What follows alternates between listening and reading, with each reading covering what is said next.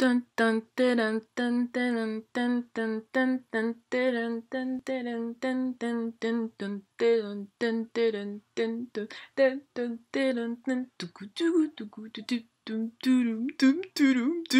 le bonjour sur la terre des hommes.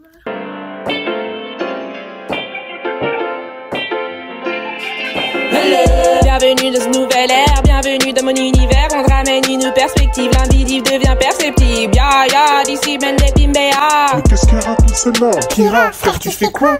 Kira fait quoi, Kira fait quoi? Kira fait quoi? Kira fait quoi, Kira fait quoi? Kira fait quoi? Kira fait quoi, Kira fait quoi? Kira fait quoi? Comment ça, Kira fait quoi?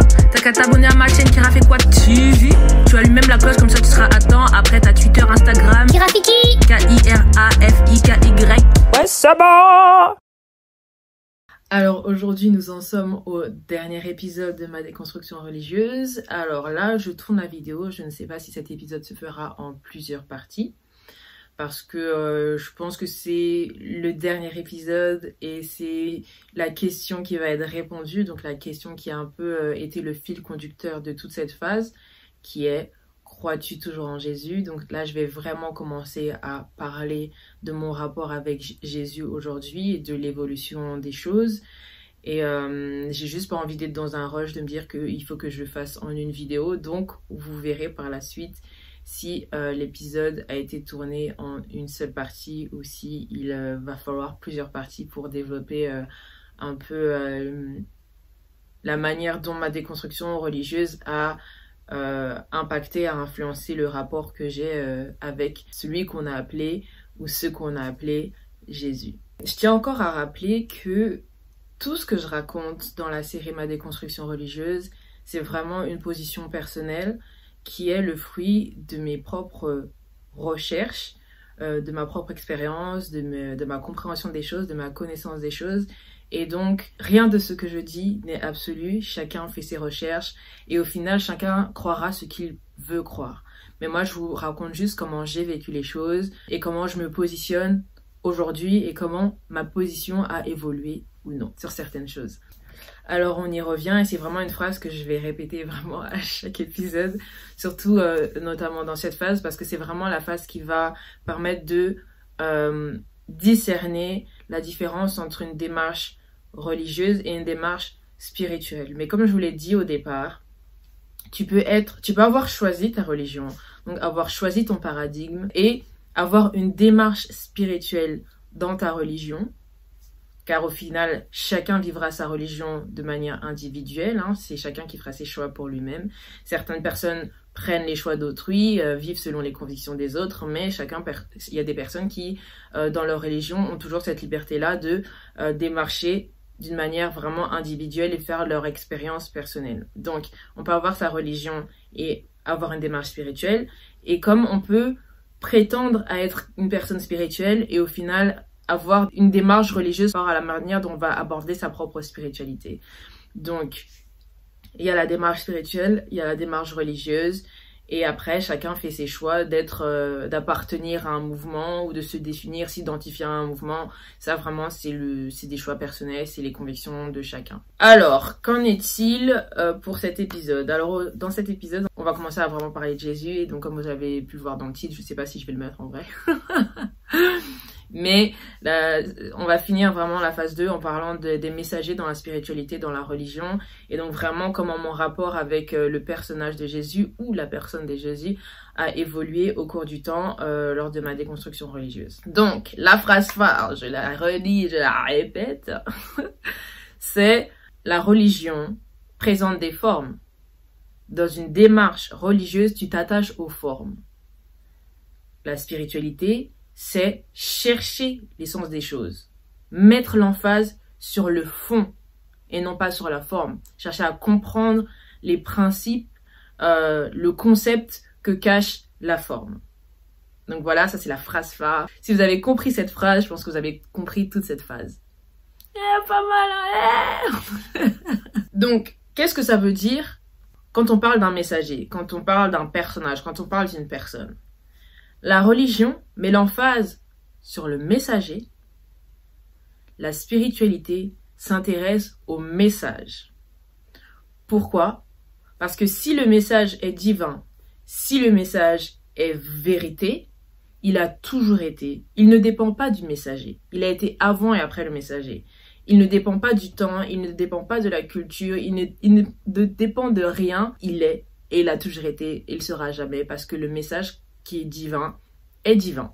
Et en fait, le truc, c'est que dans une démarche religieuse, si tu mets l'emphase sur la forme, si tu mets l'emphase sur le messager, il arrive extrêmement souvent qu'on passe à côté du message. Parce que le messager est divinisé, le messager est sacralisé, et peu importe ce qu'il dit, en fait, on reste focalisé sur ce qu'il représente pour nous, et non pas ce qu'il est en train de raconter. Vous voyez ce que je veux dire? En mettant l'emphase sur la forme, en mettant l'emphase sur le messager, il n'y a plus cette démarche de compréhension de ce que le messager veut dire. Pourquoi? Parce que c'est lui qui l'a dit. Donc c'est vrai. Même si on ne sait pas ce qui est vrai, même si on n'a pas compris, on va dire que c'est vrai. Parce qu'en vérité, quand tu cherches à comprendre les choses, tu vas les questionner. Tu vas te poser des questions. Et quand on divinise et quand on sacralise quelqu'un, on a la crainte de poser une question parce que quand on pose la question, c'est comme si on remettait en question la personne. Vous voyez ce que je veux dire? Donc voilà, c'est comme si la démarche religieuse empêchait une réelle discussion autour du message pour se focaliser sur le messager, non pas sur ce qu'il raconte véritablement. Personnellement, là, je vais raconter vraiment les choses vraiment de manière personnelle. J'ai donné de l'importance au personnage de Jésus avant même d'avoir ouvert ma Bible. Et je pense que mon cas n'est pas singulier, mais beaucoup d'entre nous, on est devenus chrétiens avant d'avoir le livre en main. Et donc, à partir du moment où tu es chrétien et que tu as le livre, après, eh bien, ton esprit, en fait, il est déjà programmé à recevoir les choses d'une certaine manière. Que ce soit conscient ou inconscient. C'est que inconsciemment, tu as déjà un message. Et donc, peu importe ce que tu vas lire, tu vas te dire que le livre, il doit être en alignement total avec la croyance que j'ai déjà. Et je pense que c'est vraiment le cas de beaucoup d'entre nous. C'est pourquoi, j'avais trouvé ça assez drôle sur Twitter, il y avait un chrétien qui avait raconté que quand il s'est converti, il criait partout que Jésus est Dieu, et quand on l'interrogeait, il devait aller chercher sur Google pour savoir d'où ça sortait. Parce qu'il a cru que Jésus était Dieu avant d'avoir lu quelque chose à ce propos dans la Bible. Et donc c'est là où on voit que au final, il y a beaucoup de croyances qu'on a qui ne sont pas le fruit d'une lecture de la Bible ou qui ne sont pas le fruit d'une connaissance véritable du personnage de Jésus. C'est juste qu'on nous a raconté une histoire ou qu'on nous a interprété une de nos expériences dites surnaturelles au travers des yeux du christianisme. Et au final, on s'est mis à croire des choses, on a cru avant de savoir, avant de comprendre. Alors, j'ai dit que la religion se fonde sur des credos. Et comme elle se fonde sur des credos, elle va produire des croyants. C'est-à-dire que pour adhérer à une religion, tu dois croire. Il faut que ta foi, elle adhère au credo, tu vois. Tu dois avoir foi dans les credos. Tu vas devenir un croyant. La spiritualité, elle va produire des personnes qu'on appelle entre guillemets des connaisseurs ou dans le jargon des disciples. Pourquoi? Parce que des disciples, ce sont des personnes qui vont recevoir la connaissance d'un maître. Ce qui est intéressant avec ça, c'est que en vérité, on doit se le dire, c'est que tu peux croire en tout et en n'importe quoi. Tu vois ce que je veux dire? C'est-à-dire que t'as pas besoin d'une certaine connaissance pour croire en un credo. C'est-à-dire que soit le credo tu l'acceptes, soit le credo tu le refuses. Mais t'as pas besoin d'une connaissance particulière. Alors que pour la spiritualité, dans une démarche spirituelle, donc dans une démarche d'aller au-delà des formes qui te sont présentées, tu voudras connaître plus, tu voudras savoir d'où ça vient, qu'est-ce que ça veut dire, mais pourquoi ça... Là, tu es dans une démarche beaucoup plus, entre guillemets, spirituelle. Tu vas plus loin que les formes. Et donc voilà, pour revenir sur ça, donc c'est pour ça que la religion, elle va encourager la foi aveugle, parce que crois, mon gars, crois, c'est tout. Et la spiritualité encourage une foi consciente, éclairée. Tu dois savoir pourquoi tu crois dans les choses, tu dois connaître, tu dois être capable de défendre, entre guillemets, tes croyances, de les expliquer. C'est pas une question de logique, c'est une question de connaissance, de compréhension des choses. Tu comprends ce en quoi tu crois. Ça, c'est la première chose. Et là, je vous dis, comme je vous ai dit, là, c'est vraiment juste mon histoire personnelle. C'est aussi ce que j'ai eu à observer dans le milieu dans lequel j'ai évolué quand j'écoute les gens et quand je parle avec les gens. Donc, la religion met l'emphase sur le messager. Elle présente des messagers. Et au final, Quand on dit que la religion divise, c'est, comme j'ai dit dans le premier épisode de cette phase, la religion divise par les formes qu'elle utilise. C'est-à-dire qu'elle va dire, quand tu vas entrer dans une démarche impérialiste religieuse, tu vas dire que ma forme est la seule qui compte. Ma forme est la seule vraie forme. Ma forme, si t'as pas ma forme, en dehors de ma forme, tu es dans le mensonge.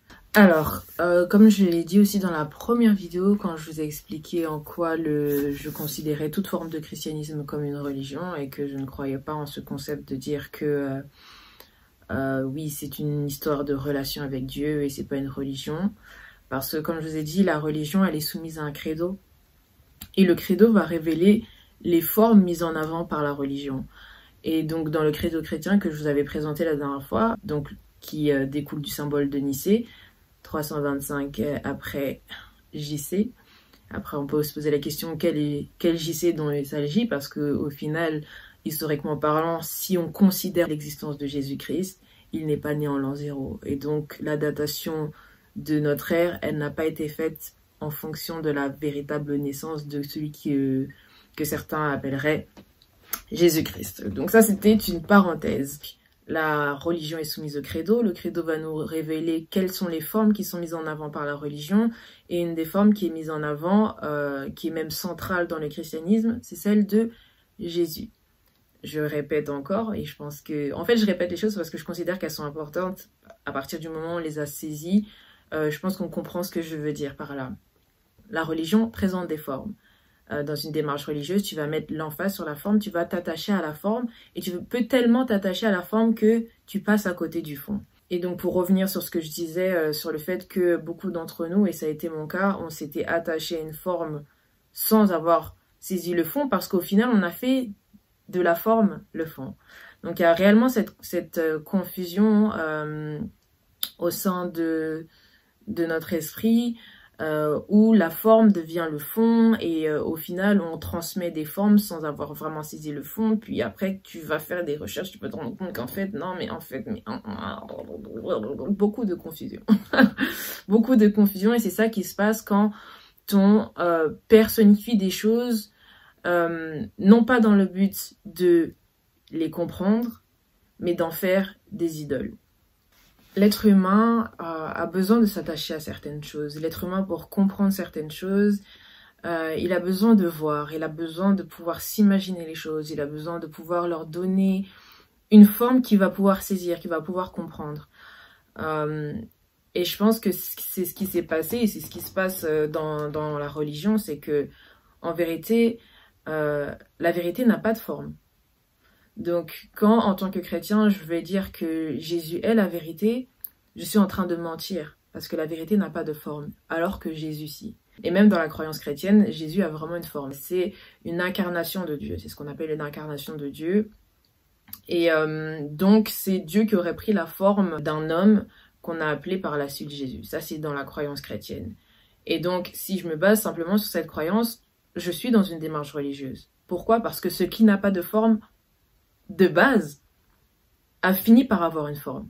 Et ce qui va distinguer ma religion d'une autre, c'est cette forme-là en fait. Et ce que je vous ai dit, c'est qu'il y a une dimension culturelle, il y a une dimension politique, ça j'irai plus dans les détails par la suite quand on parlera de...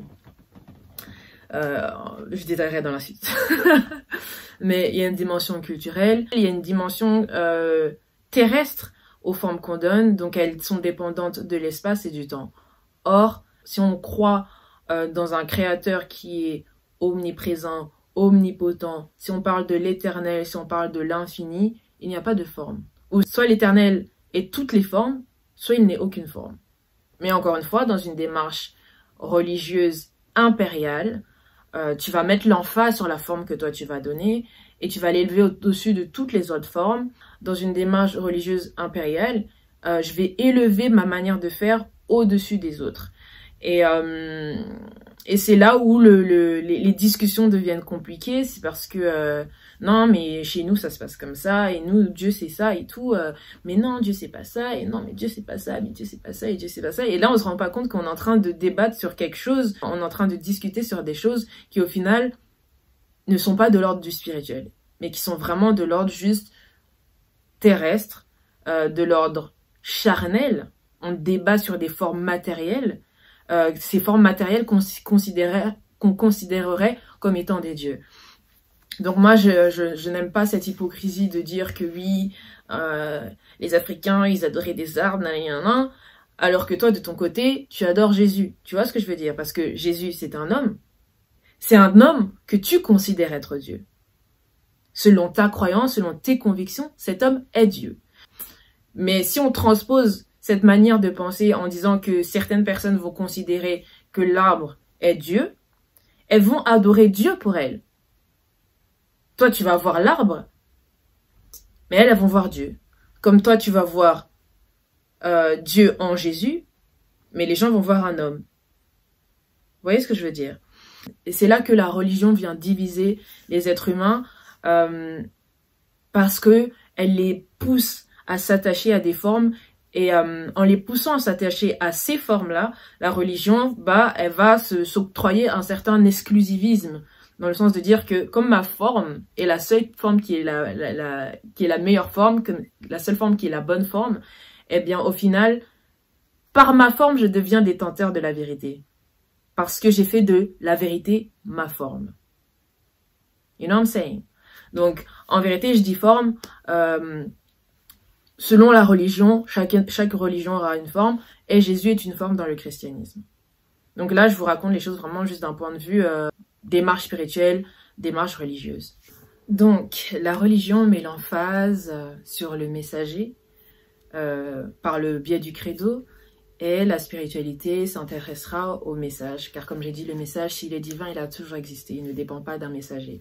Donc la religion va créer un attachement au messager, alors que dans la spiritualité, tu as le choix de t'attacher ou non, en fait. Parce que là où la religion rendra le messager indispensable, toi qui comprends que le plus important, c'est le message, tu as le choix, en fait, de dire que ouais, j'apprécie ce messager, mais voilà.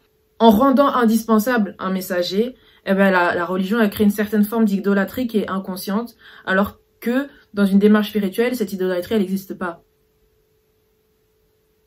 Cette idolâtrie, elle n'existe pas parce que si l'emphase, elle est mise sur le message et qu'on considère que le message est divin, il y a toujours eu le message, en fait. Donc, le message ne dépend pas du messager. Donc après, le fait de dire que, voilà, moi, je préfère suivre tel ou tel messager, c'est vraiment une histoire de... Tu es libre, en fait, de le faire autant. Tu te dis pas que je suis condamnée si je ne suis pas tel ou tel messager, tu vois. Donc voilà. Après, en ce qui concerne personnellement la doctrine chrétienne, qui dirait que le salut de l'humanité est en Jésus, c'est quelque chose que j'ai eu à réfléchir personnellement. Et je vais juste vous partager un ensemble de réflexions que j'ai eues. Je vais pas forcément les détailler ou rentrer dans les détails dans cette vidéo-là. Peut-être, je vous ai dit, il y en aura d'autres. Peut-être je ferai des lives sur Instagram. Mais en tout cas, pour cette vidéo, j'ai pas forcément envie de rentrer dans les détails. Hein, c'est mon choix. Mais je vais vous partager quand même certaines réflexions qui m'ont poussé vraiment à me détacher de la doctrine. C'est le fait de se dire que... Ça, c'est une réflexion parmi d'autres. Hein. Mais selon le christianisme, selon la foi chrétienne, en tout cas comme je l'ai comprise, comme elle m'a été présentée et comme je l'ai comprise, hein, au final, c'est que Dieu, qui est esprit, a envoyé son Fils, qui sera Jésus, sous forme humaine, pour sauver l'humanité. Pour sauver l'humanité, Jésus, qui est une forme humaine de Dieu, est mort, donc a été sacrifié pour que tous les êtres humains soient sauvés. Quand je vois cette démarche, je me dis en quoi ce Dieu-là, il est mieux que quelqu'un qui va sacrifier un membre de sa famille pour avoir de l'argent. Parce qu'au final, quand on parle de salut de l'humanité, dans la doctrine, c'est que ces âmes vont finir par réappartenir à Dieu. Donc il a un gain, il gagne à sacrifier son Fils. Tu vois. Et donc je me demande, le Dieu qui est esprit va faire un sacrifice humain pour son propre gain. Tu vois. Après on dirait que oui, les êtres humains ont la liberté d'accepter d'être sauvés ou de revenir à Dieu. Mais le sacrifice a été fait pour que Dieu y gagne ces âmes-là. Tu vois ce que je veux dire? Donc, pour moi, comme je vous ai dit, il y a un aspect politique à la religion. Ce Dieu-là, au final, il est en train de légitimer le sacrifice humain. Le sacrifice d'un innocent en plus. Pour sauver des coupables. Et c'est là où on va parler de ouais, non mais c'est la grâce de Dieu. Donc la grâce sacrifie l'innocent. Pour sauver des coupables. C'est politique. C'est une politique, ça révèle une politique. Je vous ai dit la manière dont Dieu fonctionne dans une religion, ça révèle la politique qui se cache derrière cette religion-là. Car au final, les religions naissent dans des cultures et malheureusement, certaines personnes ont à gagner à utiliser le nom de Dieu pour répandre leurs propres idéologies, tu vois. Donc maintenant, on peut se poser plusieurs questions. Aujourd'hui, en observant notre monde et son fonctionnement, est-ce qu'il y a des innocents qui sont sacrifiés et à qui profite la mort de ces innocents? Ou plutôt à quoi ça profite? Qui gagne à ce que des gens acceptent par le biais de la religion que le coupable puisse être gracié sans véritable conséquence car c'est la grâce de Dieu? Dans cette idéologie-là, quelle importance ce Dieu accorde-t-il à l'innocent face au coupable s'il est prêt à tuer l'innocent pour sauver le coupable? Pourquoi ce Dieu ne changerait-il pas simplement le coupable? Est-ce que la mort de l'innocent est réellement nécessaire? Et donc au final, qui ou qu'est-ce qui se cache derrière cette idéologie qui se présente sous le nom ou sous le titre de Dieu? Si on pense à l'histoire de Jésus, c'est l'homme qui a été sacrifié.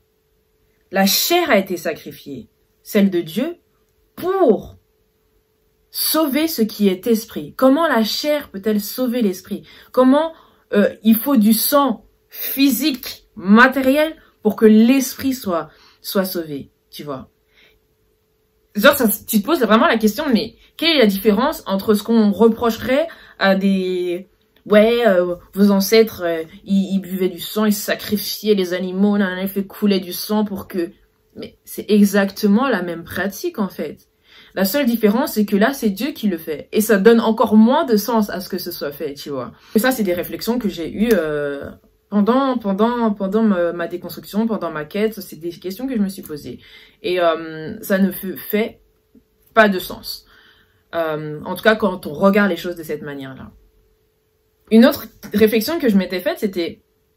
Mais en fait, c'est un peu bizarre, ou en tout cas, on dirait que c'est un peu piégeux de faire croire à l'être humain que Dieu, ça lui coûte de sacrifier son fils si son fils est éternel, si son fils est Dieu, et donc il a la possibilité en fait de revivre.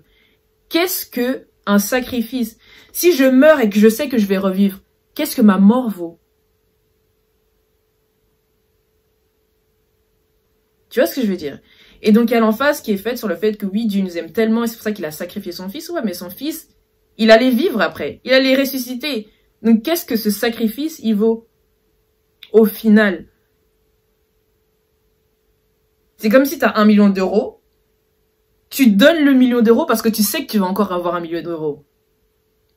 Qu'est-ce que le fait d'avoir donné 1 million d'euros, ça vaut pour toi qui sais que demain ou 3 jours après, tu recevras à nouveau ces 1 million d'euros? Donc, je pense que dans ce paradigme-là, chrétien, il y a quelque chose qui est incohérent. Il y a quelque chose qui ne fait pas sens, en fait. Il y a quelque chose qui est dissonant. Il y a quelque chose qui ne va pas. Et donc, voilà, en tant que chrétienne, j'ai été quand même chrétienne pendant près de 10 ans. Donc, c'est-à-dire que c'est des choses que j'ai crues pendant longtemps, que je n'ai pas forcément cherché à comprendre parce que... Au final, tu pousses les choses à partir du moment où tu arrives à leur limite. C'est-à-dire que, en fait, comme une plante dans un pot, le pot, c'était mon christianisme, tu vois. Et à un moment, mes racines, elles ont commencé à toucher les bords et je me suis dit, bon, c'est un peu bizarre, là. Il y a des blocages, il y a des choses qui ont de moins en moins de sens. Et donc, voilà, ça n'a pas été ça n'a pas été évident du tout et je vous expliquerai un peu pourquoi et vraiment comment, parce que il y a vraiment tout un aspect psychologique et mental qui rentre en jeu avec quand on parle de croyances, quand on parle d'attachement à des dogmes, des doctrines, etc. Il y a vraiment beaucoup de choses qui rentrent en jeu, c'est des choses dont on ne parle pas forcément dans le cadre de la religion, dans le cadre de la foi, mais c'est vraiment des choses qui sont importantes. C'est pour ça que la spiritualité, tu peux pas évoluer spirituellement sans connaissance, sans science, sans une certaine rationalité, parce que justement ça évite toute cette confusion là que j'ai pu traverser lors de en déconstruisant, tu vois. Donc voilà, on te parle d'un Dieu qui est amour, mais l'amour sacrifie l'innocent pour sauver le coupable. L'amour dit qu'il aime quand il donne, alors que l'amour possède tout. Donc, c'est-à-dire que l'amour sacrifie pas vraiment. Parce que si je te donne quelque chose que je vais avoir, il n'y a pas de sacrifice, en fait. Je t'ai rien donné. Je dis ça en rigolant parce qu'aujourd'hui, je suis vraiment détachée, mais je sais qu'il y a certaines personnes qui vont écouter, vont être vraiment mal à l'aise. Et je suis désolée pour vous, mais voilà, j'en ai un peu marre de toujours devoir prendre des pincettes, de devoir ne pas trop, parce que j'ai peur que les gens, alors que moi je vous ai dit dès le départ, je vais vous dire les choses telles qu'elles sont. Donc, si vous acceptez de voir cette série, si vous acceptez de regarder cette série, c'est que vous êtes prêts à entendre ce que j'ai à vous dire. Si vous n'êtes pas prêts à entendre ce que j'ai à vous dire et que vous êtes vraiment perturbé par ce que je dis, c'est le choix que vous avez fait en mettant en play, en cliquant sur play et en continuant la vidéo jusque-là. Bref, je m'emporte. Non, voilà, tout ça pour dire que, ouais, en tant que chrétienne, c'est pas quelque chose qui a été très évident. Et c'est là où je vous dis que la conception que moi j'ai eue du divin, elle a fort évolué. Ou plutôt, tu as la conception, tu sais, que le divin est éternel, qu'il est infini, qui transcende l'espace-temps, etc. Bah, au fil du temps, j'ai juste dû me détacher de ce qui n'était pas divin. Parce que le divin qui dépend de la chair, moi je n'y crois pas. Le divin qui a besoin de faire des sacrifices, je n'y crois pas non plus. Le divin qui trompe en fait, parce que c'est de la malhonnêteté. Je suis désolée de le dire ça comme ça. Là pour le coup, je suis désolée de dire ça comme ça, mais c'est malhonnête de dire que je te sacrifie alors que je sais que je peux vivre éternellement. Alors que Jésus lui-même le dit dans la Bible. Je suis la résurrection. Donc en fait, quand tu crois qu'il meurt pour toi, il fait rien de spécial. C'est spécial pour nous, êtres humains, pour qui la mort c'est un truc de ouf. Mais pour quelqu'un qui est éternel, quelqu'un qui est la résurrection, mourir, est-ce que c'est vraiment un sacrifice? Tu vois ce que je veux dire?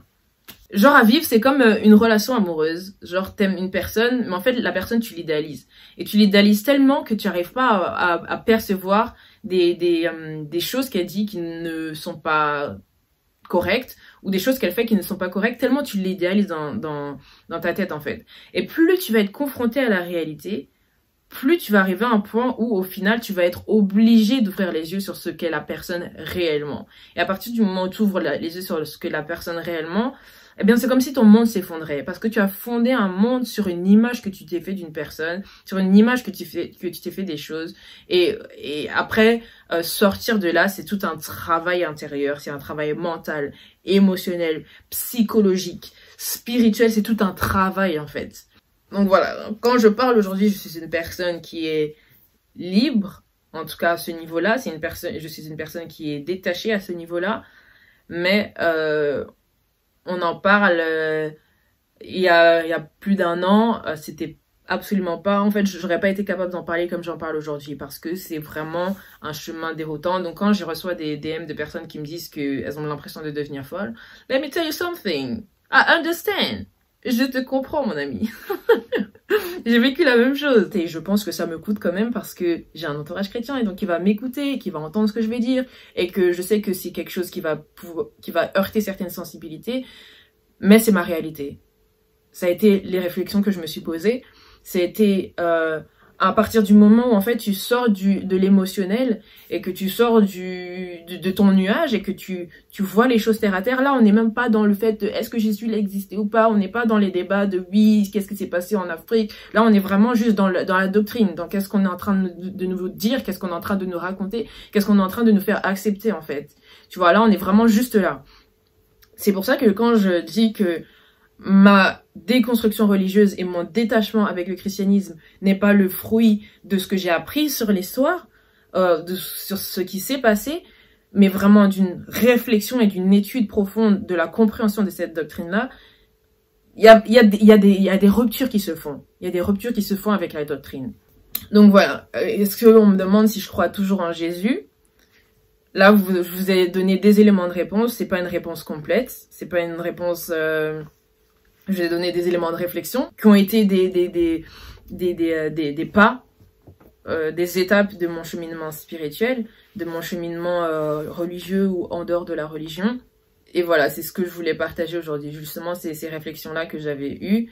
Bien évidemment, il y aura sûrement une partie 2. Mais voilà, que vous compreniez que déjà dans cette vidéo, la religion présente des formes. La religion met l'emphase sur les formes. Et dans une démarche religieuse, tu vas t'attacher à la forme. Tu vas élever la forme. Tu vas tellement glorifier la forme que la forme, qui est peut-être une lumière, hein, va finir par t'aveugler parce que tu te focalises sur la lumière et tu ne vois pas ce qu'elle est en train de montrer en fait. Parce que quand on allume la lumière, c'est pas pour regarder la lumière. Si j'allume la lumière, c'est pour voir ce qu'il y a autour. C'est pour voir ce qu'il y a dans la pièce. C'est pas pour rester fixé sur la lumière. Parce que plus tu vas regarder juste à la lumière et pas comprendre ce que cette lumière essaye d'exposer, cette lumière va t'aveugler. Et donc voilà. C'est tout ce que je voulais dire pour cette vidéo. J'ai l'impression qu'elle est un peu abstraite comme ça, mais comme ça permettra à ceux qui veulent comprendre de comprendre. Celui qui veut réfléchir dessus, il va réfléchir. Celui qui va juste regarder pour contredire, il va se confondre lui-même. Et puis c'est tout en fait. Tous les propos que j'ai déclarés, en fait, ils n'engagent que moi. Et chacun croira ce qu'il veut croire, chacun comprendra ce qu'il est à même de comprendre.